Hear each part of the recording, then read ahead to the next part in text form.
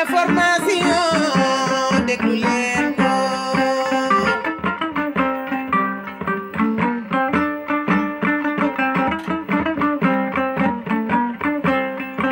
diine jàng ci biir politique ci biir santé bang ci biir déglu leen ko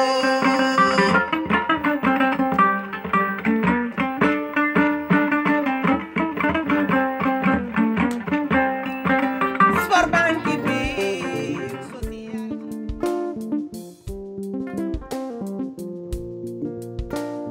social déglooti sunu kër FM seeni kër laa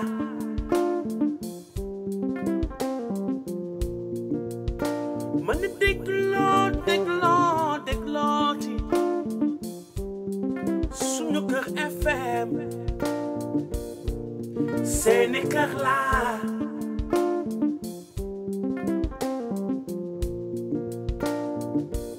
tax ba ñëpp di waxtaan ci Sénégal suñu réew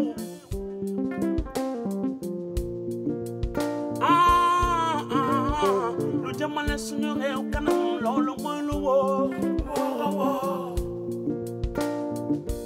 ñëpp joxe seen xalaat maam lu jëmale suñu réew ba Vous écoutez sunu kër rajo yéen a ngi déglu rajo sunu kër jaajëfate man la de Henry Poupa Cissé radio yaa ngi déglu suñu kër radio yéen ñi di déglu rajo sunu kër ñu ngi leen di gërëm bu baax ci seen fidélité Sunuker.com. Sunuker.com.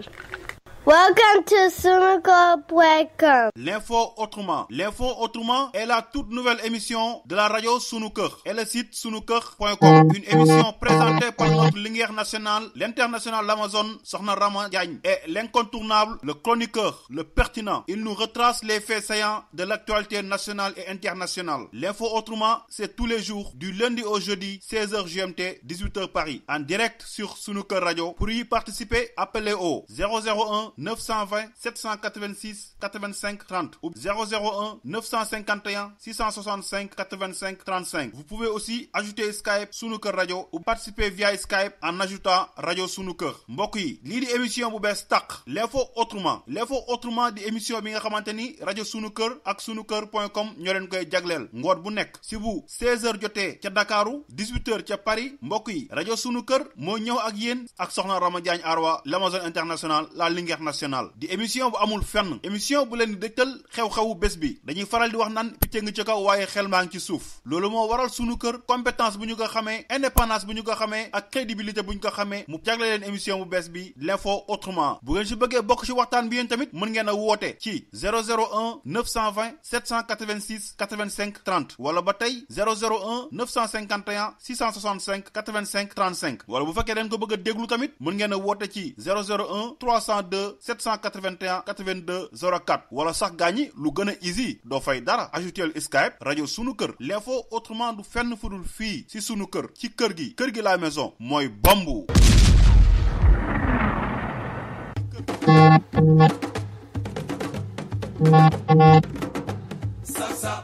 kon ngeen xam ne moom mosuma bañ a sóoraale ci lenn te jiituwuma fi ëpp ma fi xam-xam donc loolu mu koy def ba yàlla def mu yóbbu ma def ma directeur général Petrosen ñu toogati diir mu woo ma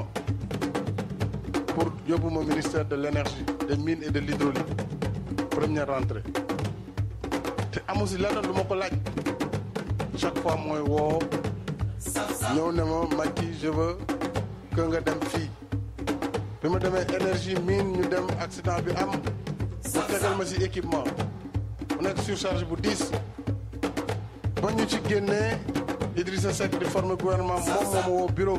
la première fois ne ma toogal ñu defar gouvernement boole ma ci pour ma koy jox xalaat ci koo xam ne ministre nga pare laaj ma loo ci bëgg ma ne ko loo ma si jox baax finalement ma ne ko kon xanaa ma des fi ma newoon muy miin ak yeneen ndax maa ngi la ciy liggéeyal te yaakaar naa ni secteur la boo xam ne je me sens à l'aise mu ne ma kon je vais te mettre ministre d'État parce que ça anoblit comme ça tu vas être premier sur la liste après le premier ministre loolu la ñu nekkee dënk ma cadre parti bi ñuy dem di dem ba jëmmi jamono mu woo ma te loolu aussi dañ ko war a leeral pour l'histoire keroog assemblée nationale boo gisee ñu def li ñu def dañu bëggoon wane ne itam tey jii assemblée bi sa assemblée la les députés sont derrière vous et soutiennent le processus de l'organisation de la conférence islamique et c'est à l'unanimité majorité comme opposition que la ñu voté cette résolution ñun si loolu la ñu nekkuñu si leneen. c'est vraiment kii ni nga wax parce que addina bi ko doy waar su ma seetee ba ne kii laa bëgg dénk lii. waaw bu seetee di seet ci Sénégal yi ba ne kii laa bëgg dénk lii. yàlla ak man rek noo ko xam. ne kenn xamu ko pour suuf ba tor ko talaa. ñii nga xam ne nag da nga leen fi fekk ma jox la poste bi. ñii ñoo fi fekk mu jox la poste bi. damay seede ni amul kenn ci ñoom. ne. Macky Sall du tax mu jox ko lii. ne kor yii nga fekkoon ci parti bi du nekk yàgg noo ngi nii toog waaye nag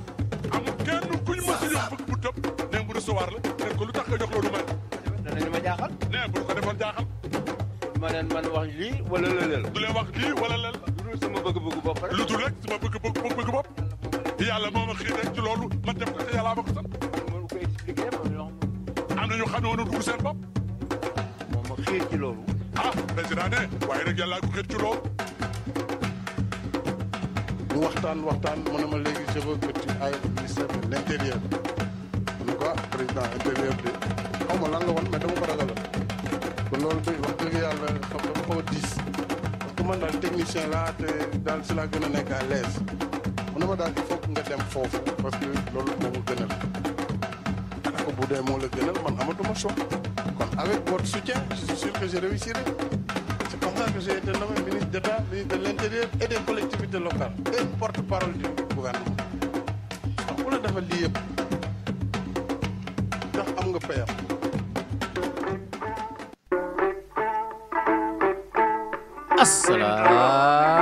asalaamualeykum wa rahmatullahi taala wa barakaatu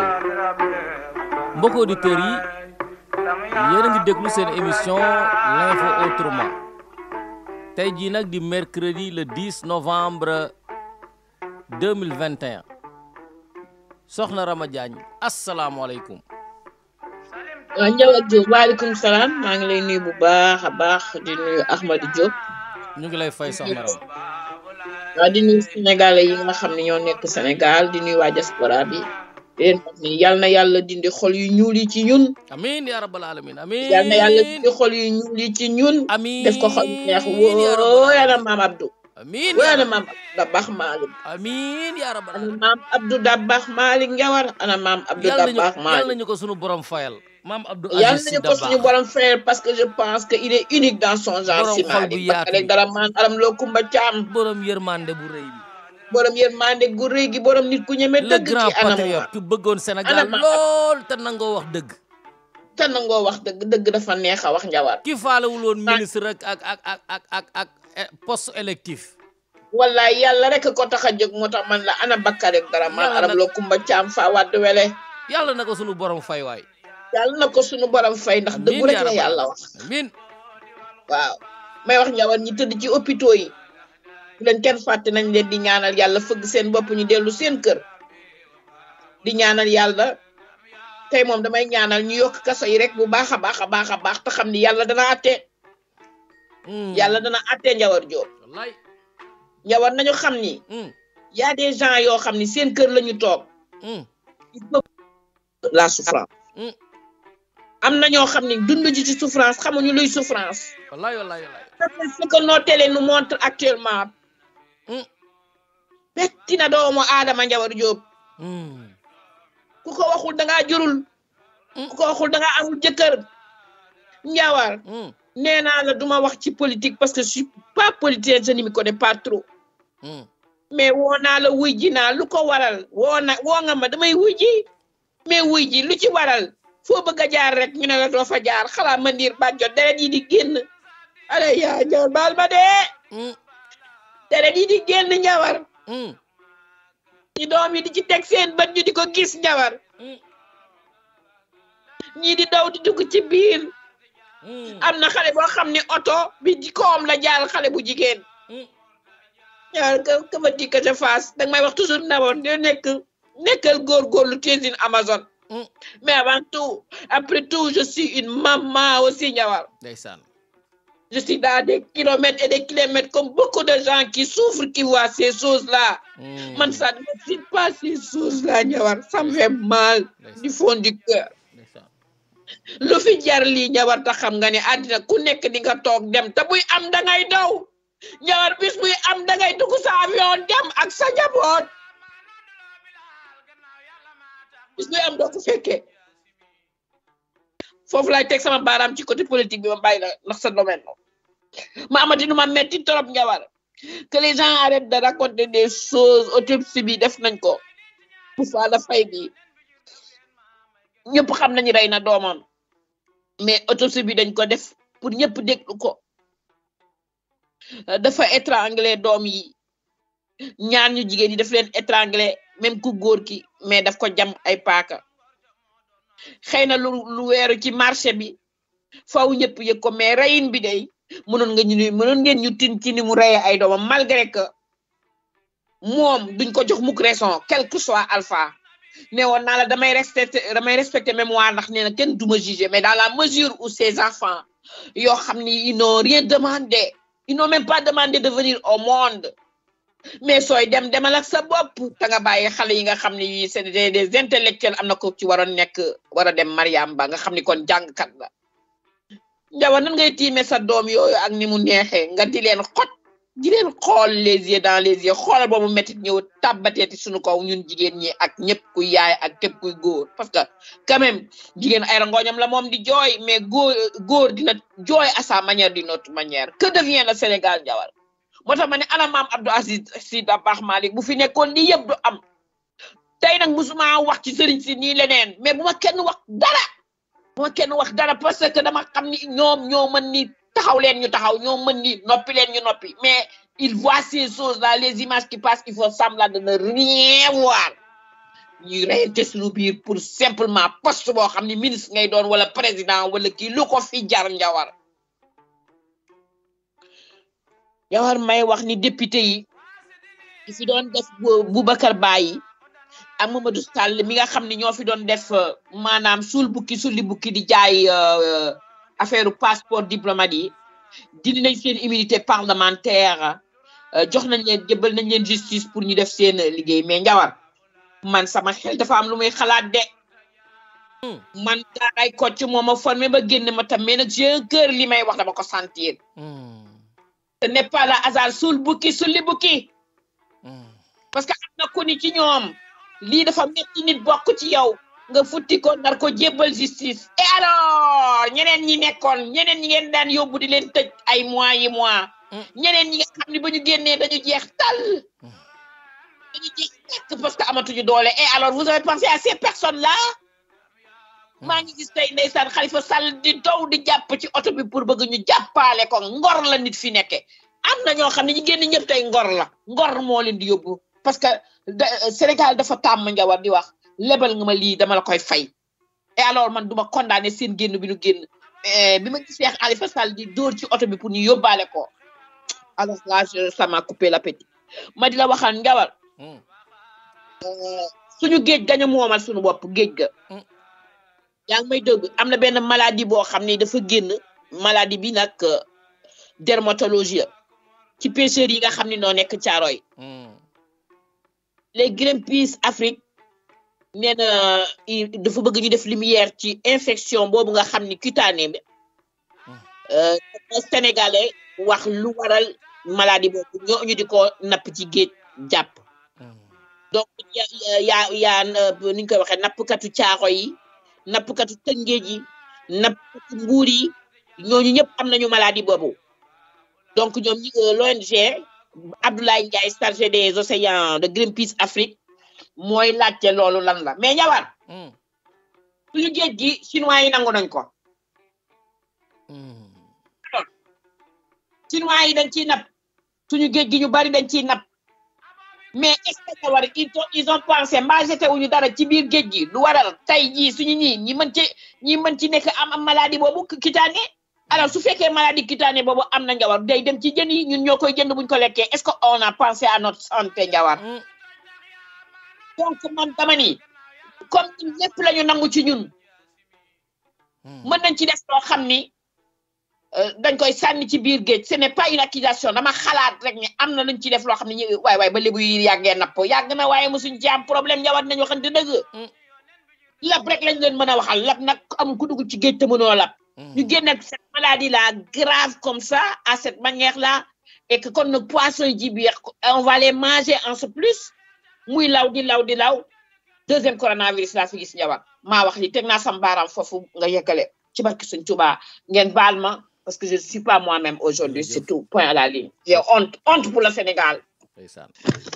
jërëjëf soxna Rama ñu ngi lay gërëm une vraie patriote une amazone yàlla na la yàlla gën a dëgëral ba nga mën di supporter yi nga xamante ne ni mooy xew ci réew mi ndax jeexagul te li des moo gën a garaaw nag waaw lu des moo gën a garaaw moo faaw nga dëgërlu affaire bi endurance la de marathon boo buggee marathon nga koy daw ñu ne prip rek nga battre record du monde 100 mètres record du monde 200 mètres record du monde 400 mètres dañuy xam ne doo yogg 500 mètres ndax rythme marathon du loolu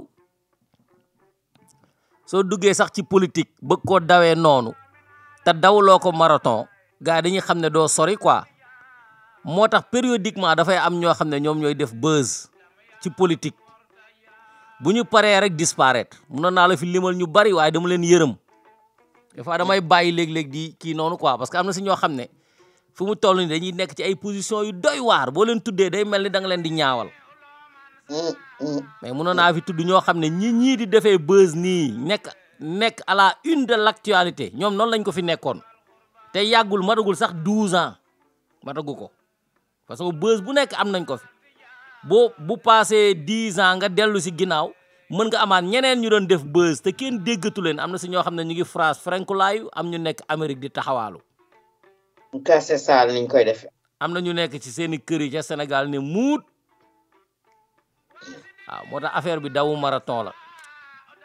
ñuy nuyu sénégalais yëpp fu ñu mën a nekk à travers le monde ku ci nekk ñu lay ñaanal jàmm di ko ñaanal sa njaboot di ñaan yàlla musal ñu ci seytaane di yàlla ñaan yàlla def lépp lu ñuy wax rek na doon luy jariñ nit ñi te bu ñu ci gis ñun suñu intérêt ndax daanaka amuñu si benn intérêt Sénégal la ñu bëgg mu dox rek te baax wallahi yàlla musal ñu ci ñi di concurrence sax ak ñiy wut buzz ak ñi nga xamante ne buzz politique ci boppam la ñuy wut xam nga politique nag dafa am buzz soxna Rama yaa ngi nekk émotionnel ci ñoo xamante ne soo revisiter l'histoire rek ci ñi daan dóore la ñu bokk te Khalifa Sall mii ci ñi daan dóore la bokk. taay ñoom jigéen ci oto bi yëg ci koom. temps yooyu ñoom Abdou Diouf daan dóore ànd ak Jean Collin ak ñoom ndigalu ñoom Ousmane Tanor Dieng ak ñeneen dañ daan wut ay nervi yuy dóore di leen jox ay bant ñoom Khalifa Sall mii ci la bokk boobu jeune la woon donc bu ñu leen dóoree tey da ngeen di ëffal parce que des fois politiciens yi foog nga leen di ëffal nag. waaw mais population bi li ci seen yoon Jawar. nañu toog seen kër déglul ma wax la soxna Rama le dynamisme de violence insurrectionnelle ne doit avoir lieu que lorsque Macky Sall annonce sa 3e candidature foofu moo jara jug def violence mais yow yaa def appel ñu woo la ne la ñëwal tribunal loolu dafa jar ngay wut buzz politique nañuy waxante dëgg nag man ci yooyu laay wax man émotionnel politique du ma ci duggee noonu ay affaire yëfu xale yi moo ma ciy yëngal supporté wu ma leen tey sa supporté wu ma leen ëllëg parce que bu fekkee bu ñu nee mbilim lacc rek nga woo nit ñi ñu xëy dee te yow doo dee doo gaañu suñu dóoree Khalifa Sall benn liif ñu ne ñu ngi dóor Khalifa Sall bu ci Ousmane Sonko dëggee ñu arrêté ko ñu ne arrêté nañ ay garde du corps am c'est quoi ça yooyu ay fonto nit ñi la loolu bu nga li jara jug jotee kon kenn du jug soxna Rama affaire yi dañoo toll foo xam ne da ngay prioritize mbir yi lépp émergence la mais da ngay seet lan mooy priorité xam nga nit ñi dañuy nekk ci politique bi di lambar-lambari di wax di telli te duñu réfléchir émotion la ñuy demee mbir mi nekkul foofu tey bu catastrophe amoon tey ñu dajale 100 sénégalais yóbbu leen ci hôpitaux yi ñoom ñëpp dañoo nekk ci situation bu délicate waaye docteur bi xam nga lan lay def yow sa tànk bi bu dammee xoolal sa tànk bi bu dammee ba lemu dugg sa biir poqotaan yi aju sa kaw bopp bi kenn du la faale bu ñu daje koo xamante ne xoolal problème mu nooyi la am kenn du la xool yow loolu mooy priorité mooy kii nga xamante ne bu noyyiwulee rek dee kooku la ñuy njëkk a dem lijjanti ko jox ko oxygène mettre ko confort ba mu mën a noyyi ñu xool signes vitaux yëpp taxaw ñu ne kii de moom mën naa noyyi ñuy doog dem seeti ji keneen ki ñu jam fital bokk la ki ñu jam paaka buñ ko jamulee ci xol muy waaje dee ku ñu jam paaka ci tànk bokk la ku ñu jam paaka ci biir bokk la ku ñu jam paaka ci xol du benn boo ñëwee nag ci politique nag lu ñu wax rek yow dañ la condamné ñaata lañ la condamné ñu ne 10 ans ñaata 2 ans dont 6 mois ferme tëj nga 6 mois yi ba noppi ñu bàyyi la teewul nekkoon nga député ñoom Macky Sall ñii ñoo la dugaloon ci député bi tey ngeen di rayante seen biir nga def appel ñu woo la mais lan moo ciy def buzz politique bi xam nga li ñuy fàtte mooy élection locale day ñëw gars dañoo bëgg mobilisation ñu bëgg politiser affaire bi yow yaa def appel demal kenn waru koo yëg sax yaa yoroon sa fital di tirer même bu fekkee nee nañu fital bi rey waa ji bokkul ak bi nga rey nañu dem lijjanti ko ci biir tribunaux yi pourquoi ñu bëgg a def campagne gratuitement pour ay nit dee ci pourquoi kenn daf la arrêté kenn demul pour arrêter la appel soxna Rama affaire bi appel la. waaw moo tax man la population bi ñoo. kenn woowu ko appel la yaa appel ñu ne la tey ji lañ lay déglu kay dafa jar loolu mais nag boo xoolee ñoom ñoo ñëpp ñoo bokk catégorie lii c'est un problème criminel keneen ki dafa am problème civil boo xam ne dañ ko jiiñ viol ñoom Cheikh Yérim Seck bi ñu leen jiiñee viol waxuñu fii di wax ne Macky Sall moo may complot parce que xam na ne am na loo xam ne moom def na ko ci ba ngay tëral xale bi ci lal bi kenn fekkewu ko yow it bañ lay dugal ci ay affaire di la defar ay affaire kenn fekkewu ko tu vas régler ton problème civil pourquoi le peuple doit mourir ci affaire yooyu nañ waxante dëgg soxna Rama affaire yi nag gis nga bu ñu ko defalee dama ne la maa ngi koy waxaat démb dama koy yeggali su fekkee ci dynamisme bii dañuy continuer nous ne ferons que créer des monstres politiques on doit arrêter ay Macky Sall yuy banjal fii di dem ci sëriñ yi di négocier pour bañ a dugg kaso ñu koy protéger moom mooy dóore tey dañ ko war a arrêter man de arrêté naa ko moom arrêté naa ko ku nekk ci opposition bi boo defee loo war ta wax nañ la ko teel a wax parce que gars yi il faut que ñu aguerrir leen xam nga li Macky Sall di def yëfu saay-saay yi muy def lii dañ ko aguerrirul moo tax mais am na yoo xam ne boo ci jaaree réellement di nga mën a muñ ku la wax ne yaa ngi fen wala def nga loo warut a def di nga ko nangu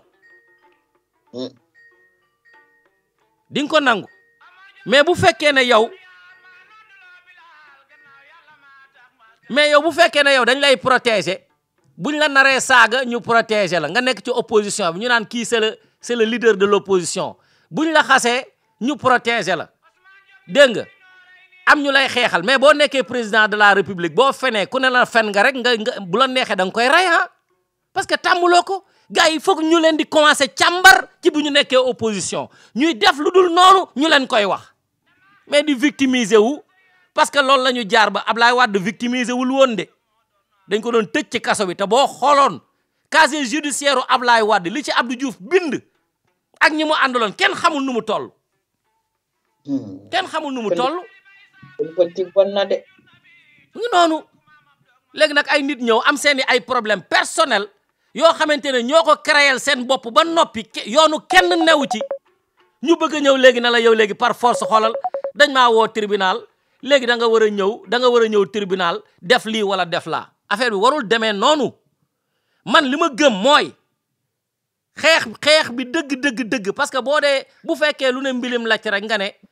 damay woote lamb bis boo amee lamb bu mag kenn du ñëw lamb gu mag gi xam nga kañ la mooy bu Macky Sall waxee ne damay poser sama 3e candidature loolu jar naa dee ndax il y va de l'intérêt de ce pays maanaam sunu constitution la ñuy saaga te loolu moo ñu tënk ñun ñëpp boobu moo jar a xeex boobu jar naa dee mais yow nga def appel ñu woo la ne la kaay mais dafa jar ñuy rey nit ñi léegi nii jaragu ko kon combat bu mag bi bu jotee kenn du dem nañu bàyyi combat bu mag bi te loolu nag moo mën a xoolal ñëpp taxaw di def ay entraînement di def ay push-up ay debout assis di seet naka la ñuy utiliser jaaseeg paaka loolu mooy tiital Macky Sall ba du wax ne 3e mandat la mais nga koy may xoolal mu andi ay matériel yu bees ay livre yu bees yow nga koy may muy entraîner ay militaire am contre bis bu déclaré 3e mandat moo tax gars yi du ñu xalaat ndeysaan. gars yi gëw ma Macky Sall di essayer di try li américain di wax try di essayer matériel yu bees yi mu am ak mobilisation parce que ñoom tam dañuy soxla entraînement bu leen ko may ci ay woo nañ la tribunal ay na ñëpp ñëw comme ni ko Ousmane Sonko defee amul sens yeggaguñu ci combat bi su leen Sénégal taxee jóg loolu moo jar a xeex dëgg voilà loolu jar na violence insurrectionnelle parce que loolu suñu constitution la ñu ne la ñaari mandat nul ne peut faire 2 mandats consécutifs loolu moo tëj débat bi ay lu ñu njëkk a wax sa naan ay mandat de 5 ans 2 mandats de 5 ans jarut a wax nul ne peut faire 2 mandats consécutifs looloo jar a foofu la mbir mi nekk foofu mooy korosé buntu bi tëj ko mais ñu dem ay élection ku ci nekk di wut ay buzz fii dañ maa woo tribunal fii wala loolu dafa jar coow lii appel la kenn arrêté wu la maa ko wax dañu bàyyi combat bu mag bi mooy Macky Sall daal bu mu fi toogaat ndëndëm naan day rën lii moo jar a discuter. waa Ndiawar bu fi toogaatee nag. non jar na dee loolu jar na cooki. loolu mooy cooki bi nekk xanaa xamoo dama lay wax benn affaire soxna Rama. gis nga li indi ay coup d'état yi nga xamante ne xewi woon na.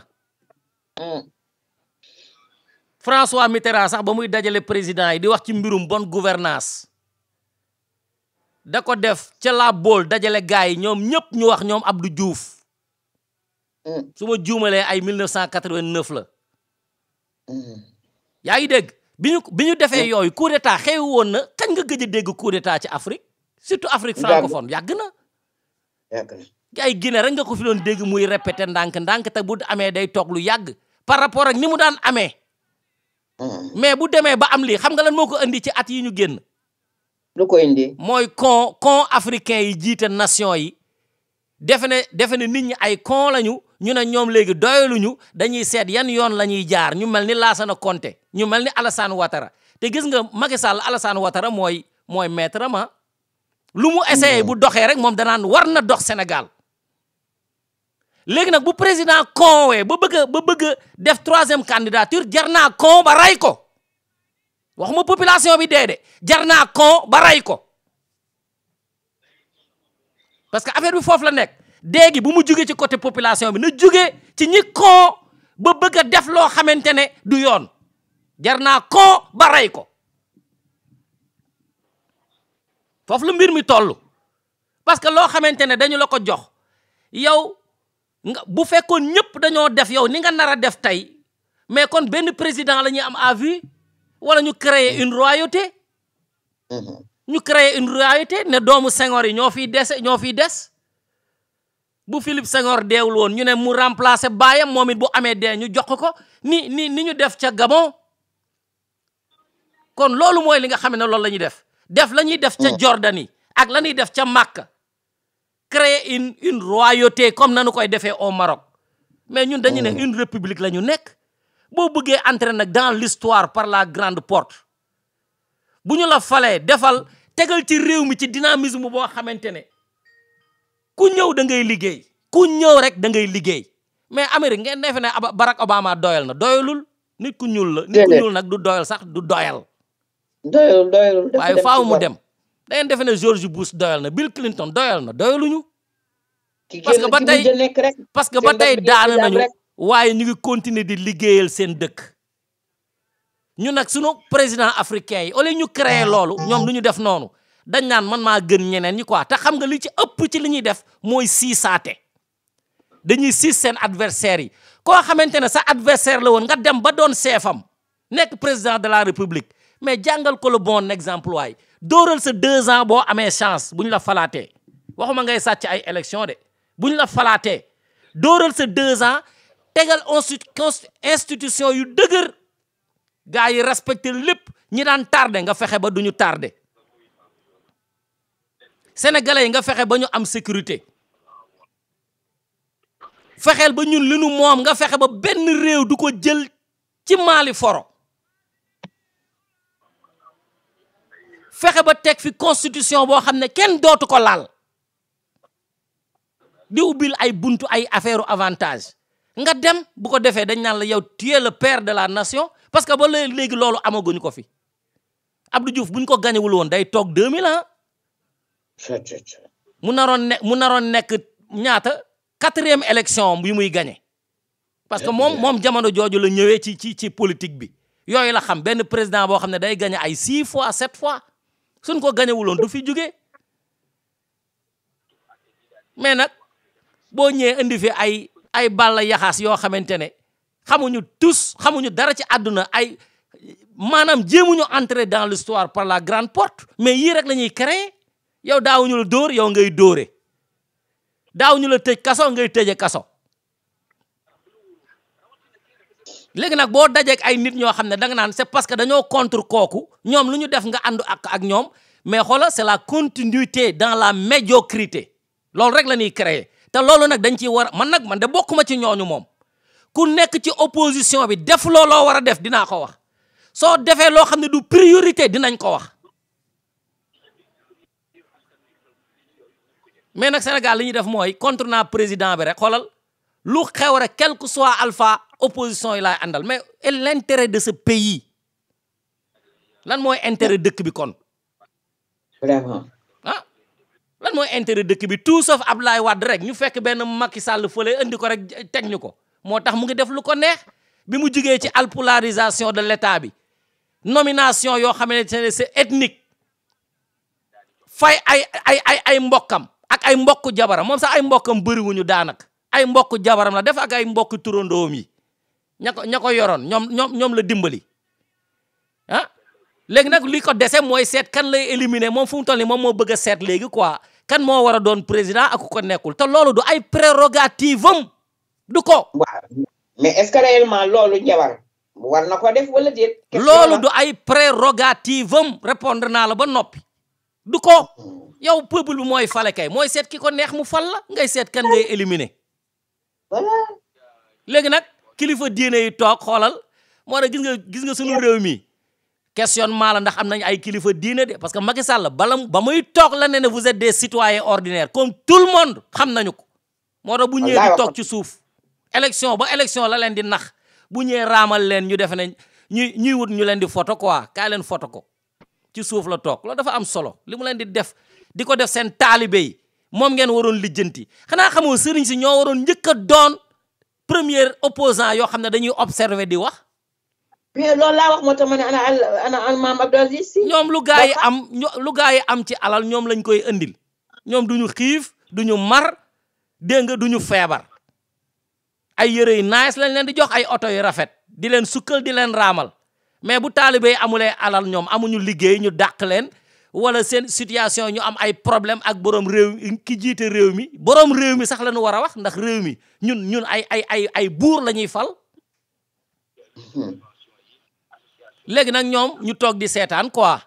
waaye bëgg bu ëllëgee moo tax taalibe dañu war a téye seen xaalis bu leen ko jox sëriñ si buñ leen wooyee bu leen faale parce que mënu bi ngeen leen di jox sax ñu ciy tabax ay affaire dañ ciy toje di ko jox seen jabar yi ak seen doom yi ku ci falu doon xalifa rek sa doom yi commencé bundaandaat am accès ci politiciens yi am ay avantages am passeport diplomatique teg business ñu di feeñ bu seen bàyyi di dee dootoo leen déggati moo lay affaire bi mbirum business la ku la faalewul doo ko faale réew mi il faut que nit ñi jël seeni responsabilité looloo yoon nag looloo yoon dañu war a xoolaat opposition bi xoolaat nguur gi xoolaat sëriñ si ñi ñoo ŋànk réew mi ñi ñoo ko ŋànk te kenn nangu cee wax sa morom dëgg ay nit yoo xamante ne ay problème personnel la ñuy am bëgg koo indi def ko un problème national te dañuy supportante seen biir te pourtant mënoon nañ xoolante seen biir xool li graaw li keneen def ñu ne ko yow xoolal bul ma sax jege mais duñ ko def de dañ naan au cas où man mën naa dugg kaso ñii xeexal ma moo tax moo indi laami soo bi nii soo bokkee ci opposition bi loo def rek ñu keneen ki protéger la parce que dañuy ragal ne ñoom tamit mën nañ fa dugg loolu c'est pas une opposition saine mais bu fekkee ne ab saay-saay nga jàkkaar lool am na neneen nu gën a rafet nun ko mën a defee pourquoi sommes-nous tenus à choisir le moindre mal pourquoi ñu waroon am ay nit ñu baax tànn ci ñi ci gën mais ay saay-saay rek la ñuy dajale ñuy tànn léegi ci saay-saay si ana kan moo ci tane quoi situation boobu lañ teg Sénégal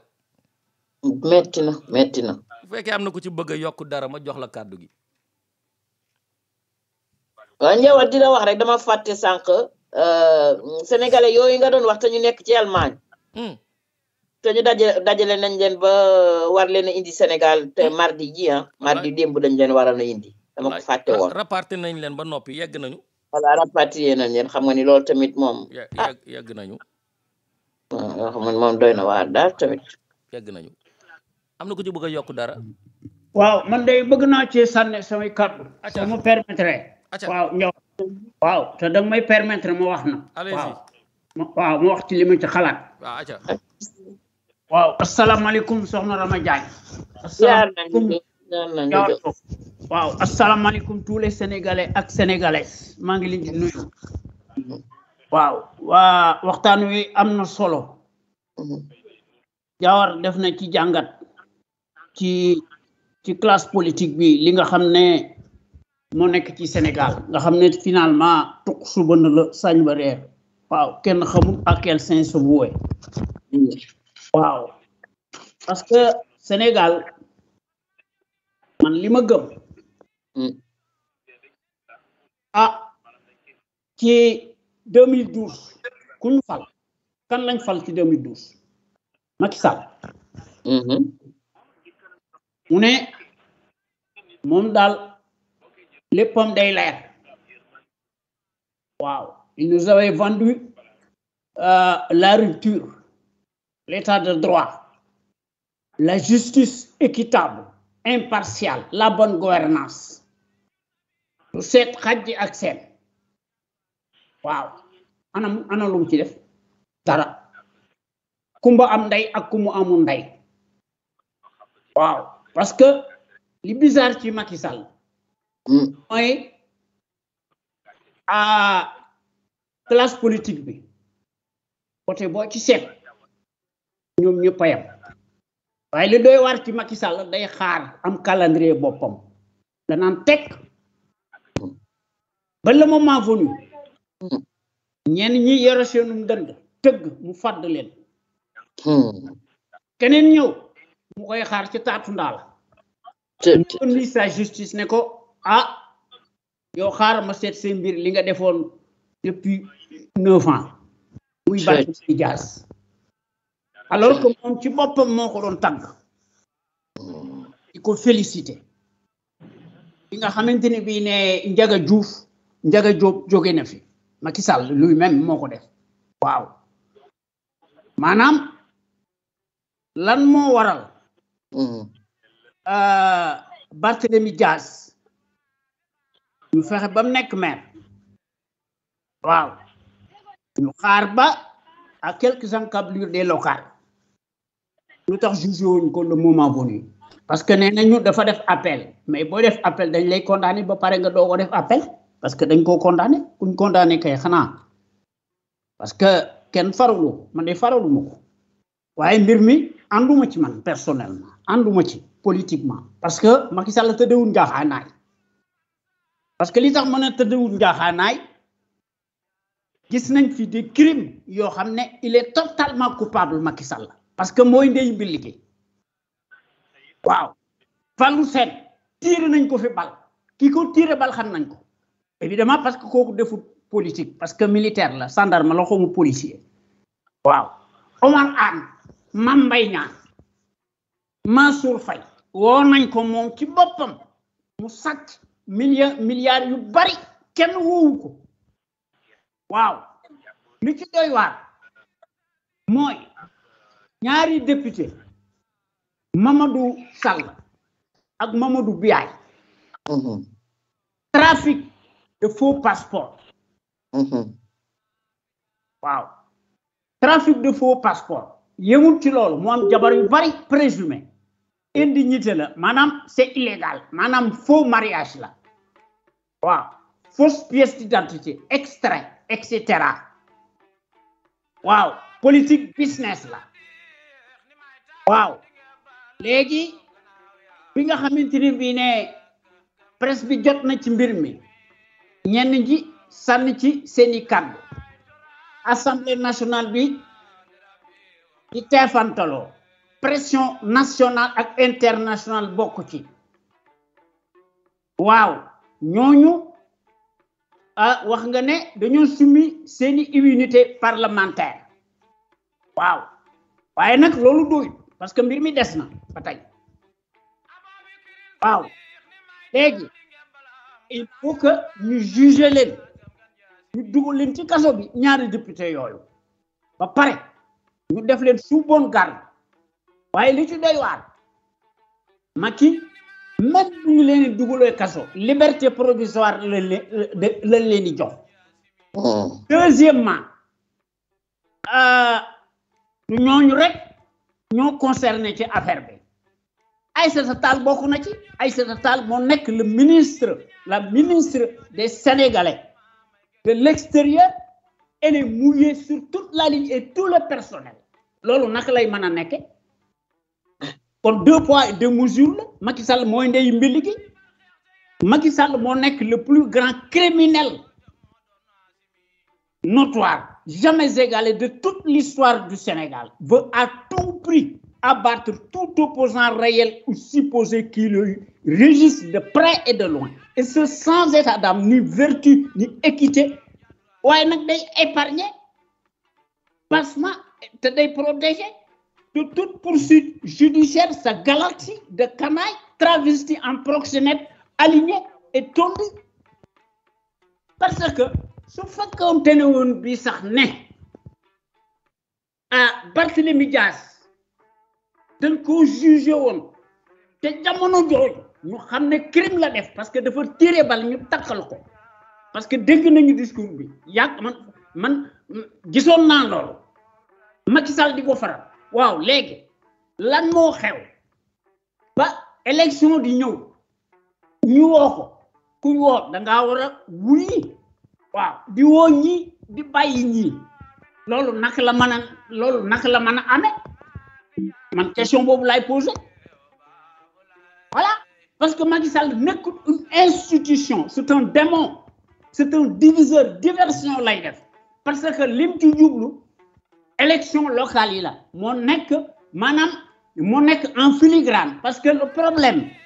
c'est que évidemment Barthélémy Dias moo nekk le poulain bu Khalifa Sall c'est ça le problème capitale Ndakaaru la Macky Sall bëgg a jox ñeneen ñi d'ailleurs c'est exactement ce qu'on a fait à Khalifa Sall c'est ça Khalifa Sall dañoo bàyyi ba mu nekk député maire ñu doog a seet ay mbootu parce que comme dafa bëggoon a nekk candidat ñu ne ko ñu fadd ko ñu élagué ko ñu zizaye ko Karim Wade noonu ak ñeneen jusqu'à quand ça va durer parce que justice bi bu libéroon kenn du ci wax dara mais la justice n'est pas libre soit dañuy yemale ñëpp tëj ñëpp ci kaso bi képp ku dëng wala ñu bàyyi ñëpp parce que boo bàyyi kii di yokkal kële loolu du ci am bu doon France loolu du am te dañ koy def sans bruit ñu atte ko ci jamono jooju duñu xaar ba élection am Macron ñu ne man damay tëj diw déedéet loolu mënta nekk voilà parce que adduna bi ñu ko moom mooy ñi am des histoires glorieuses voilà matériellement prouvé et un fiscalisme patriotique intact rapport de force la ñu war a def pour réew mi ñu teg ko ci réew mi jub nekk ci dëgg voilà Macky Sall maanaam Macky Sall li fi def amul kenn koo xam ne def nga ko dans toute l'histoire du Sénégal Macky Sall lan la apporté en valeur ajoutée en termes de démocratie pérenne par rapport à ses devanciers il est pire que voilà le problème pour être élu à la magistrature suprême mais Macky Sall jigéen na fi jigéen yu bari defu ci dara c'est un affabulateur destructeur des consciences qu'on n'ait jamais connu dans l'échiquier politique sénégalais pourtant il est béni par cela même yi nga xam ne qui s'octroie les distributeurs de la démocratie des bons et mauvais points aux uns et aux autres selon leurs propres intérêts qui n'ont pas leur raison d'être voilà le problème ki ñu amal affaire c'est un malfrat opportuniste un faussaire nga xam ne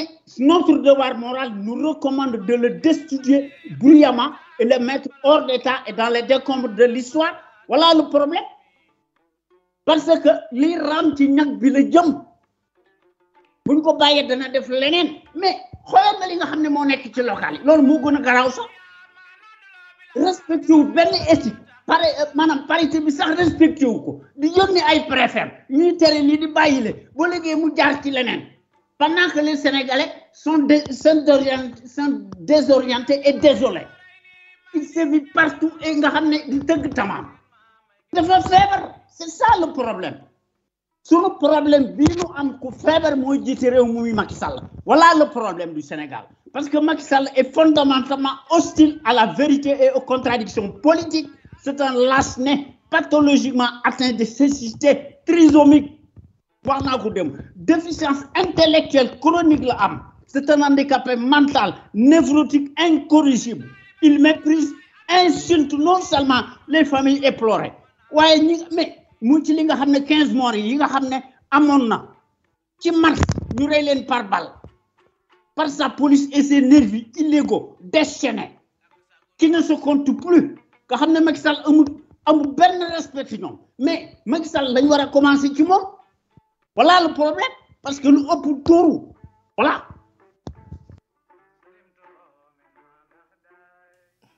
Amadou Diop pare nga. ah pare na.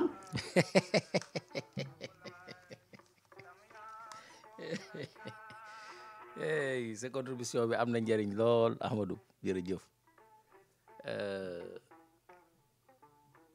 am na ku ci bëgg a yokk dara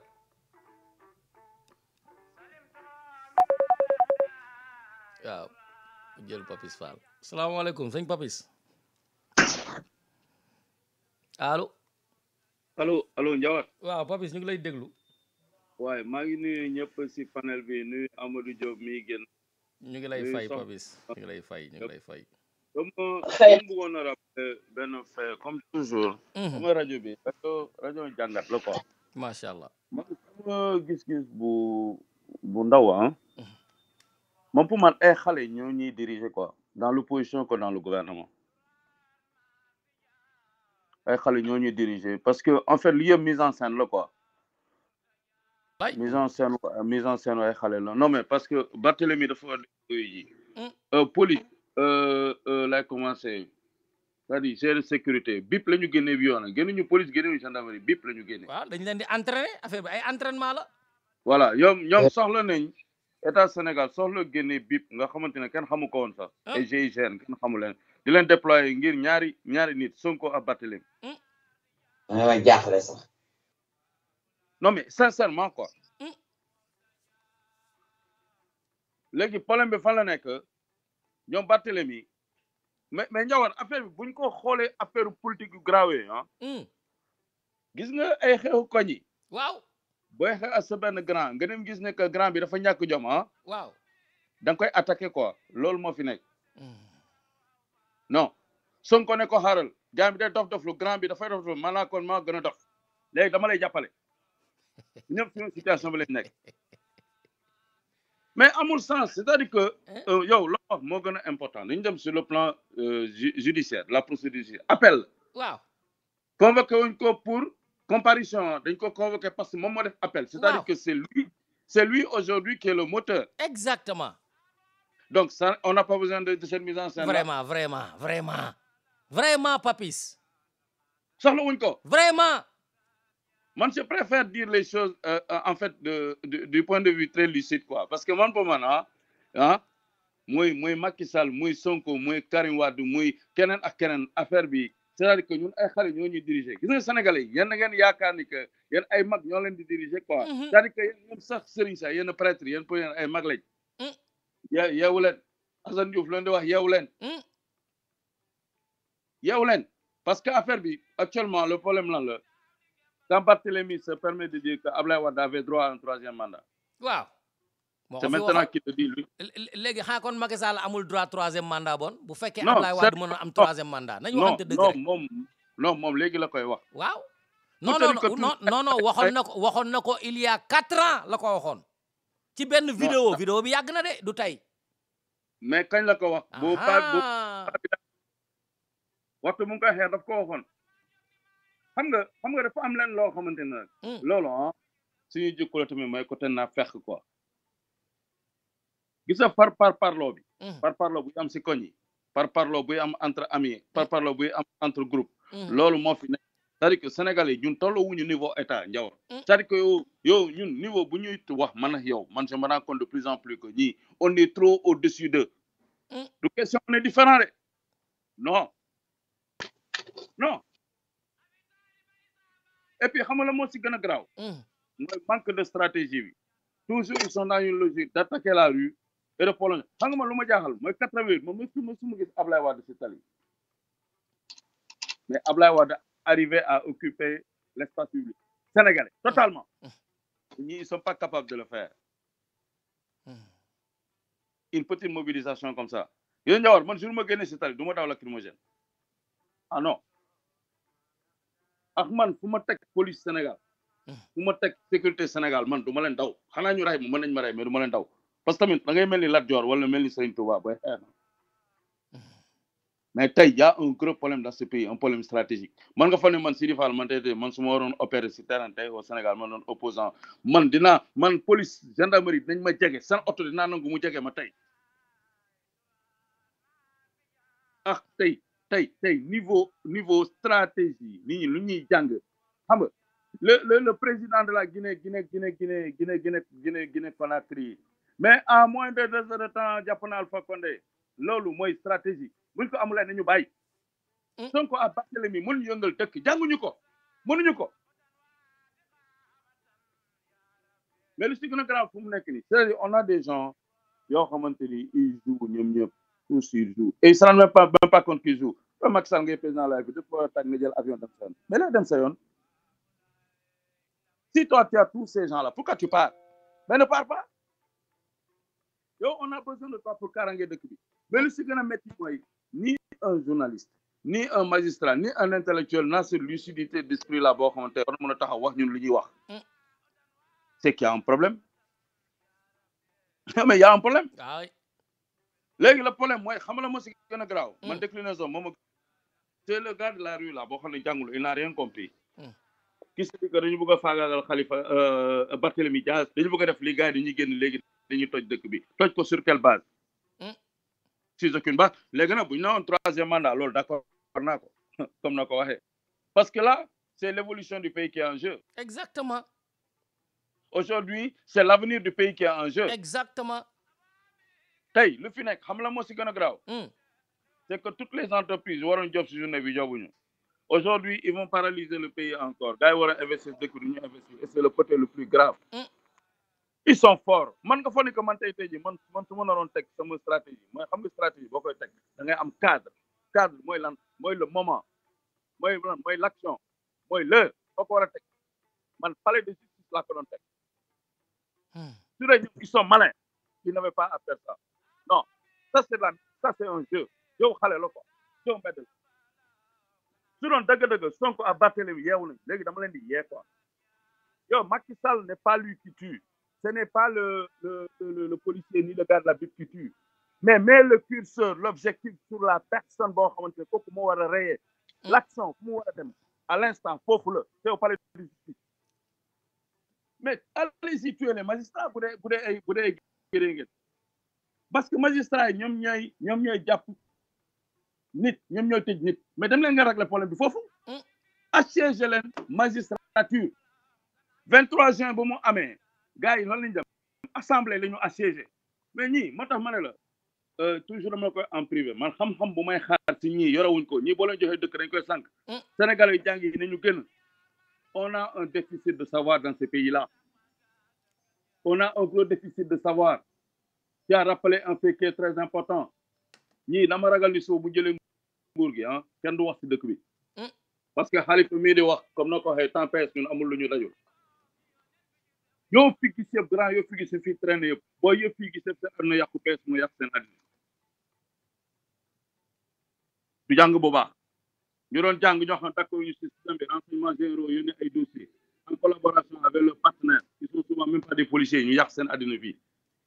yàq seen liggéey yàq seen jàng gars yi ku si amul jabar tubaab wala am jabar tubaab pour am ay doom wala biiral fi pour am kii mën fi toog xam nga wala yàlla may la bopp ñu mel ni ñun nga contourner leen wala ni que duñu dara tekkiwuñu dara seeni bind jëriñul dara doo tekki fi ngay toog di traîner ngay gis ay ñu ngi tëdd si ay si mbedd parce que service de renseignement police Sénégal ñoom xamuñu ne que nit yàllaa ko sax nit bu nekk si dëgg yàlla mooy ànd ak yow kooku boo naree yàq adnaam nga réussir yàq nga dëkk boo ko yàqule adnaam na ngay sonal sa bopp PS loolu moo doon seen liggéey un jour autorité française mosoon na leen ko wax leneen loolu def c'est pas légal ñu ne non ñoom convention internationale Ousmane Tanor Dieng moo ko wax convention internationale le gars yi ñoo leen ne bu ñu xamee iti nañu bind si kaw nit bind nga ba dang léegi nag ñoom bind ay ñoom Khalifa ñeneen léegi nag ñoom la ñuy faagagal policiers yi nañu régler problème waa PS dañu dem régler problème boobu waa PDS la même chose tey ñoom ñoo fi nekkoon Barthélemy papam si nguur gi la nekk c'est comprendre il faut pas que les gens soient fous ay Mamba Guirassy fii la ñu nekkoon seen i doom ñoo fi nekk te ñooy jël bombe lacrymogène au moins ñu xam ñu lan la ñu daj ay 88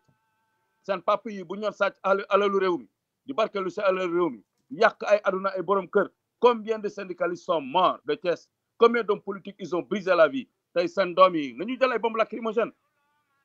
moi ça me gêne pas mais qu'on laisse les gens faire les élections démocratiquement dans ce pays nit ñi ku war a gagner ku war a ñàkk mais tey lu fi nekk ah lii foo la quoi loolu il faut que Sénégalais yi déglu rajo bi xam ne foo la c'est un jeu et que la police là elle n'a qu'à comprendre qu'on est en train de la flouer autant le régime politique est en train de les mettre dans la merde autant l'opposition est en train de jouer avec eux pour une opinion bi que ñoom dañu ay nitu dara que la police reste républicaine nit ñi on a besoin de la sécurité dans ce pays là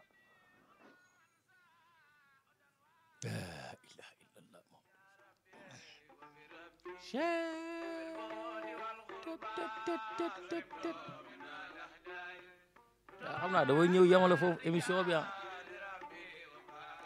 Jawar waaw Amadou man de benn baat rek laa ci yokk tuuti rek benn baat rek waaw daanaka du ko mat sax maanaam du mat sax une minute waaw li may wax rek mooy Sénégal nañ def ndànk bu baax a baax parce que Macky Sall est en train de poser des jalons waaw di def ay jalons yu mag waaw di def des manœuvres totalement dilatoires yoo xam ne gis nga liy raam ci ñag bi la jëm malheureusement nag ah buñ ko bàyyee billaahi liñ ciy fekk dana ci fekk parce que xam nga problème mu Macky Sall il est tellement suffisant et arrogant parce que gis nga nit ku feebar mooy jiite Sénégal wax naa ko tout à l'heure dégg nga Ndiaw nit ku feebar mooy jiite Sénégal kooku mooy Macky Sall en chair et en os feebar la pathologie la boo xam ne mën naa dal ku nekk mais li yées ci ab dëkk ku ne mën ngaa feebar waaye ku toog sa kër kenn du la dingat ci yenn feebar yi mais bu fekkente ni bii ne da ngaa am déficit intellectuel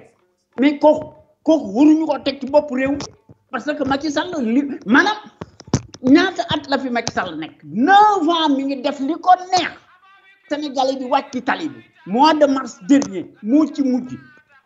waaw Serigne Mountakha Mbacké wax faalewu ko keneen wax faalewu ko mi ngi continuer muy le Machiavel un détraqué mental du ma tàyyi di ko wax Macky Sall dafa am une conscience totalement gibrée dafa bëgg a ébrécher toute parole ko libre te loolu c'est inacceptable gis nga waat naa ci yàlla ne 2022 sera une date historique voilà une date historique charnière voilà le problème parce que mbetteel dana ci am malheureusement parce que li ram ci ñaag bi la jëm parce que ba nëga ni depuis 4 jours Macky Sall n'a pas réglé le problème des listes réglé wu ko il campe sur ses positions mu yónni ay préfet li ñu wax mooy dogal te teguñu ko ci benn dëkk pendant ce temps ñu yónni nit ñi naan lii Barthélémy Dias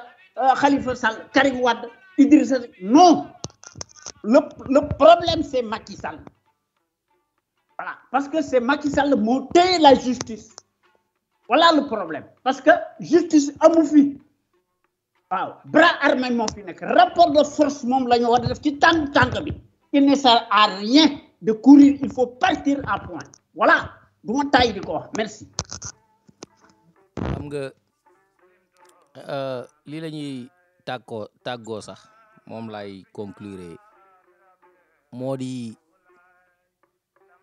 li ñu doon répété yëpp rek di wax ne faluñu ay buur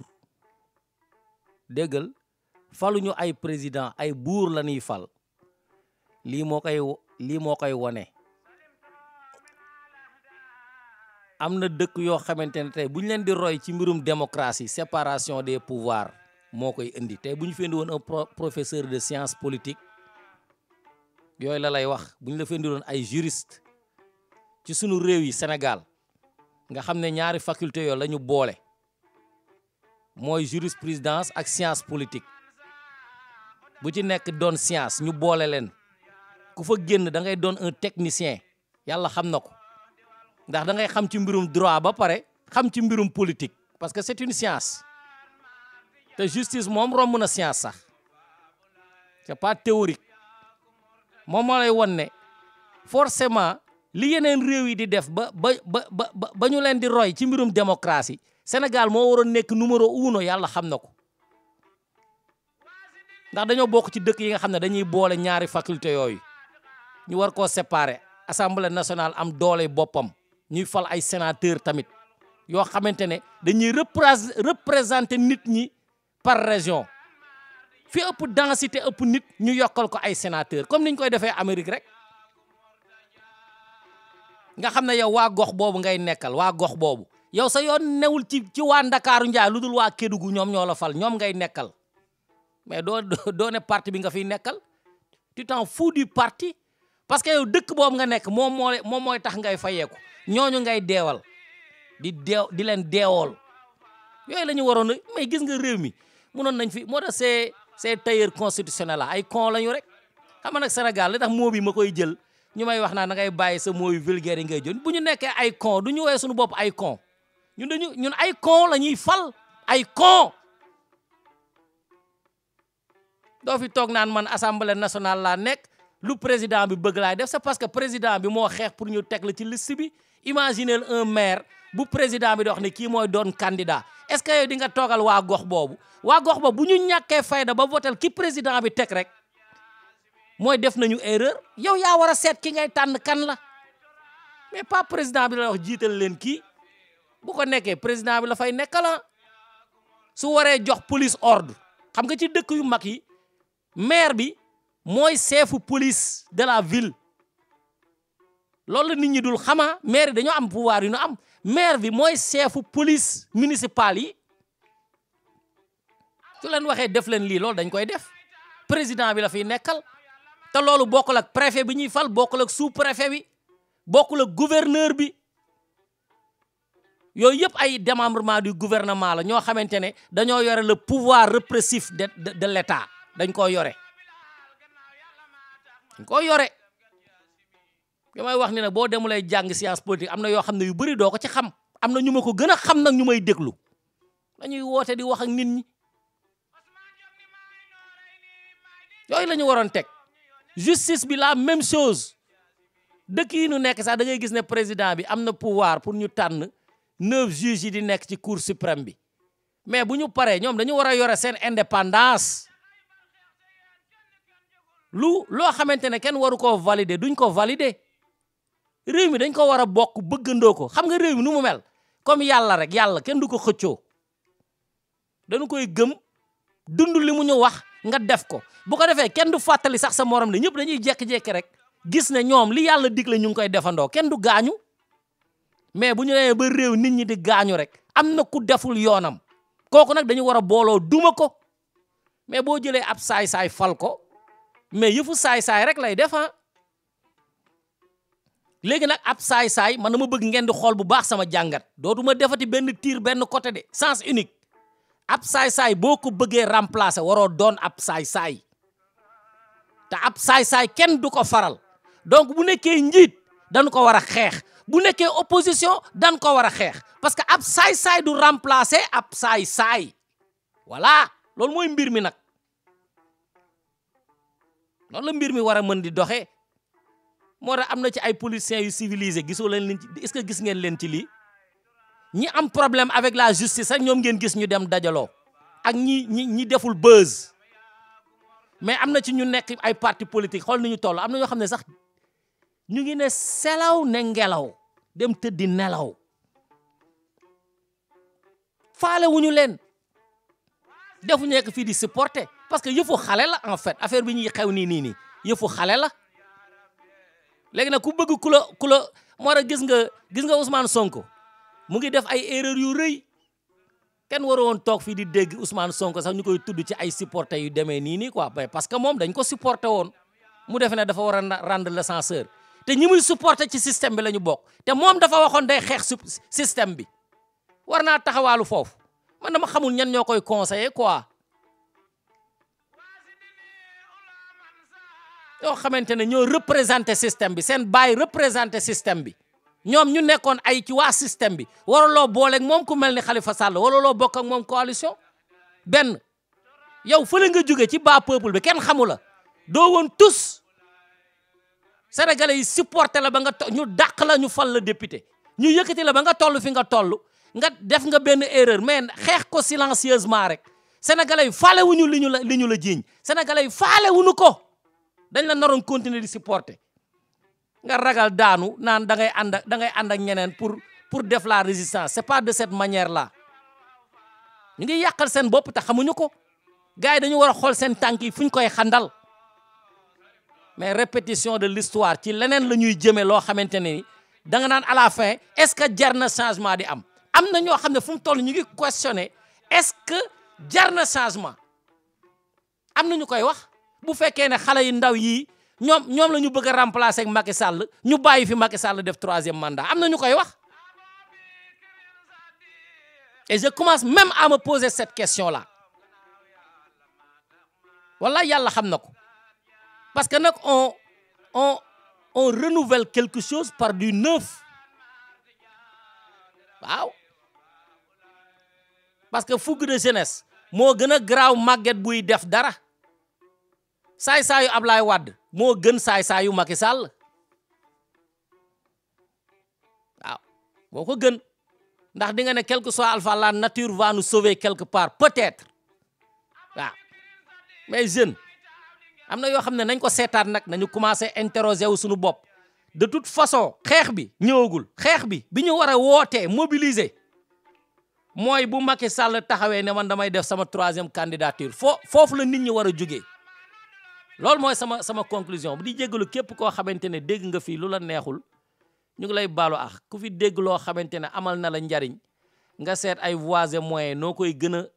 implémenter ci réew mi gën a yee nit ñi di waxtaan ak ñoom te bañ a wut buzz bu la juróomi nit di déglu di ci jëlee dara moo gën 1000 personnes di la déglu ba pare naan la accim wala xam ne yow sa bopp ngay liggéeyal soxna Rama ma jox la ñu tàggoo ba suba incha allah waa njabar dugg nañ ceeg bisimilahi rahmaani rahim génn ceeg alhamdulilahi rabil alamina gars yi kon nous disons à demain même heure même port jërë ngeen jëf gars yi gudd leen fan waay te yàlla wàcce jàmm Sénégal wis ci ndox mu sedd guy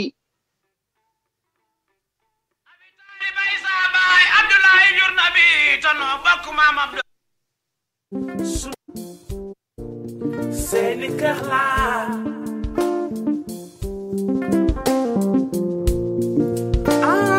sama gaa ñi dégloo ci sunu kër FM sunu rajo laa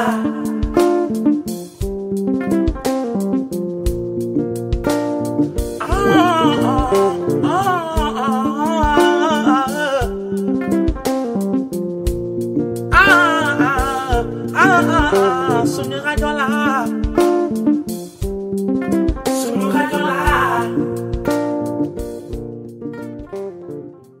autrement du fenn fu dul fii ci sunu kër